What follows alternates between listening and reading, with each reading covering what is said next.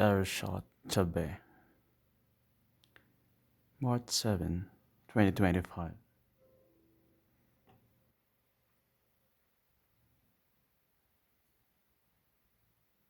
Theme: Symbols of Light and Fire.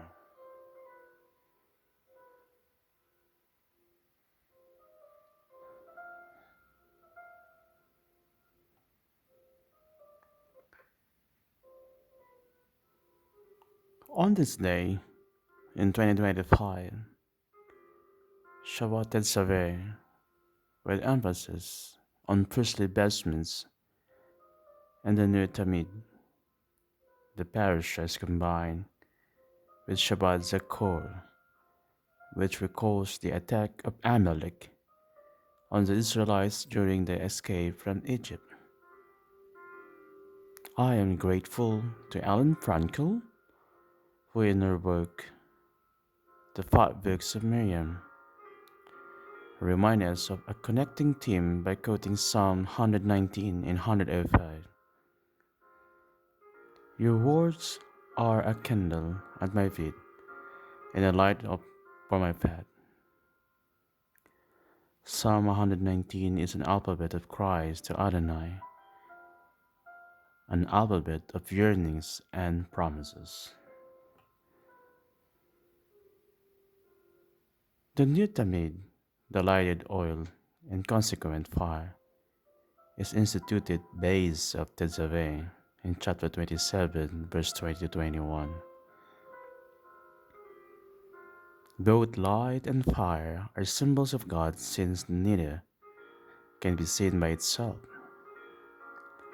Light is visible only when it reflects on something, and fire is the liberating of energy. Through light, we become aware of all of God's creation, and fire represents human energy to bring God's reality into the world. Although Tetzaveh described the lighted oil as used for priests at the Mishkan, today on Shabbat Eve, the hearts and hands of women are every bit as pure as those of the priests, and our candles shine just as brightly. The words of Torah continue to enlighten and enliven us. The priestly vestments are described in the greatest of detail as skillfully designed items of beauty and treasure. One footnote in Etz Chayim struck me as an important awareness. Verse 3 states, "All who are skillful, whom I have endowed with a gift of skill." The footnote adds the literal meaning of skillful, hokmektiv, is wise of heart. This is a wisdom of the heart, an emotional maturity born of age and experience, thus different from intellectual knowledge and especially suited to passion and holiness. It seems to me that our own skill is useful in interpreting the descriptions of the vestment. Leibowitz gives an additional point of view. She reminds of Genesis 3, verse 21. The Lord made for Adam and white garments of skin, and he clothed them. She quotes out of Benu Jacob, clothing is not merely protection. In the moral consciousness of man, it serves to set him higher than the beast. She continues the quote.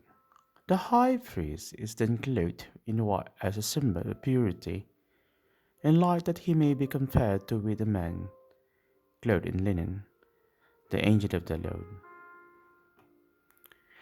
In describing clothing as an extension of creation, the heavy warp of skin can be changed in the light by altering the first letter ayin to aleph, since the Holy One, blessed be He, is described as girding himself with light.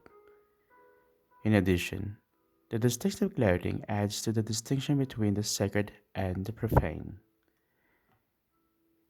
My closing quote is from Haftarah commentary in Etz Chayim. It does connect the discussion about the altar in Parashat Tetzaveh to the discussion of the altar in Ezekiel, noting the same conjunction of altar and table in Isaiah 41 verse 22.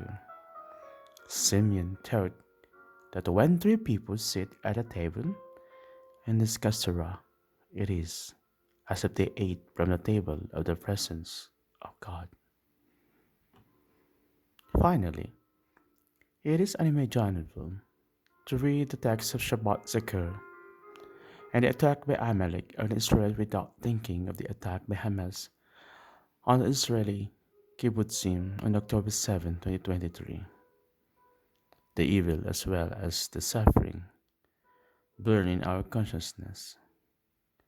The hope is that as I am writing and hear the news of ceasefire and release of the hostages agreement, this agreement leads to relief for all people involved and a step closer to freedom and justice, to light and fire. For reflection and discussion, how I am aware of wisdom of the heart as endeavor to be aware of the light and fire of God.